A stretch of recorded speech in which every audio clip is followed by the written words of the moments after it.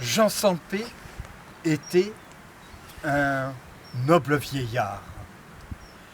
Il avait une âme extraordinaire et un aura sensationnel. Il a guéri des milliers de personnes, uniquement que par la prière. Des cas qui étaient désespérés, des cas que les médecins avaient renoncé à guérir. Jean Sampé a fait d'authentiques miracles prodigieux. Et il a formé un autre vieillard tout à fait remarquable qui avait dit « Vous avez des dons tout à fait remarquables en vous ». C'était l'abbé Julliot. L'abbé Julliot aimait la France. Quand il y a eu la guerre 1870, il a guéri 3500 soldats d'une mort certaine. C'est par milliers et par milliers qu'il y a eu des guérisons inexpliquées. On a eu également un autre guérisseur, il s'appelait Béziat. C'était une force de la nature. Il a guéri des cancers, il a guéri des leucémies, il a eu des luxations uniquement que par imposition des mains. C'était un guérisseur mystique chrétien.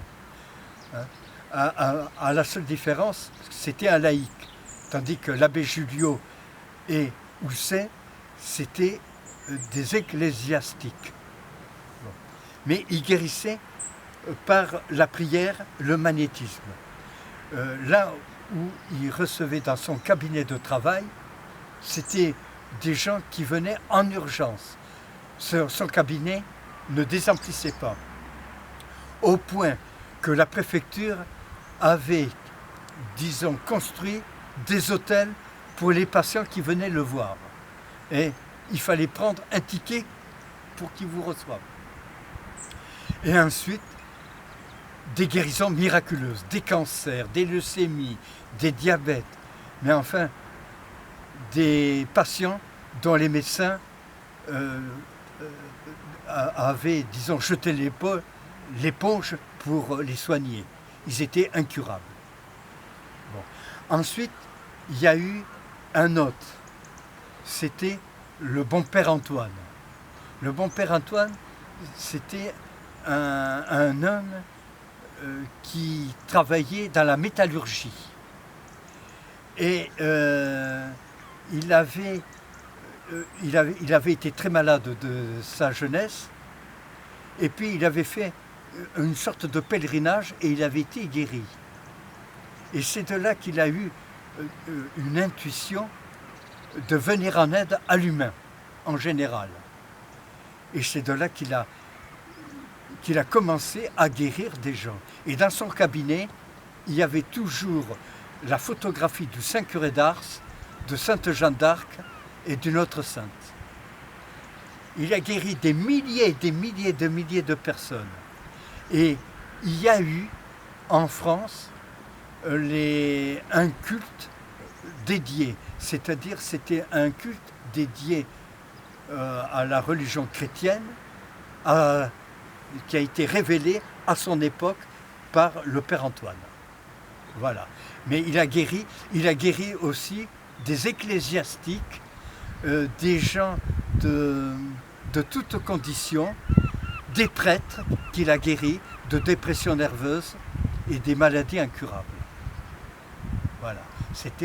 Et alors le Père Antoine, il est connu dans le monde entier. Hein. Mais principalement en Belgique, en France et dans des pays étrangers. Voilà. Et il y a eu un autre guérisseur, c'est un guérisseur qui, en 40 ans, il a reçu en 2 générations, c'est-à-dire en 40 ans, 5 millions de patients. Et il a guéri près de 390 000 personnes incurables que la médecine avait délaissées. Il a guéri des cancers, il a guéri des gens, des aveugles aussi. Il avait des dons et tout à fait miraculeux.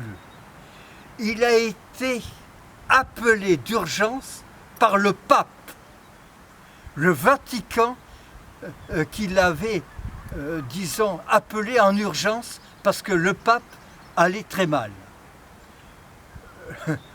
Le Vatican lui avait fait savoir qu'il prendrait l'avion et que tout serait payé, et également de l'hôtel. Et il a été voir le pape et il est resté un moment, je ne sais pas combien de temps, mais très longtemps avec le pape. Je pense que c'était un pape, c'était le pape Pie XII, je crois. Bon, enfin bref, mais c'était un pape. Il y avait un pape qu'il a, et il a guéri également, il a soigné le roi d'Espagne. Et la grand-mère de ce grand guérisseur avait une grand-mère qui guérissait. Et elle allait en Angleterre soigner la reine d'Angleterre.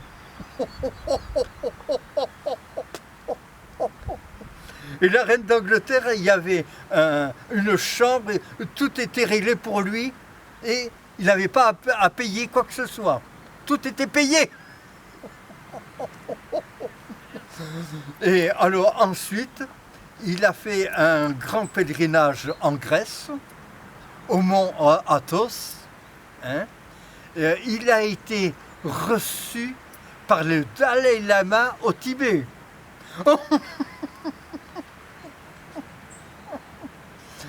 Et il a été reçu par Gandhi.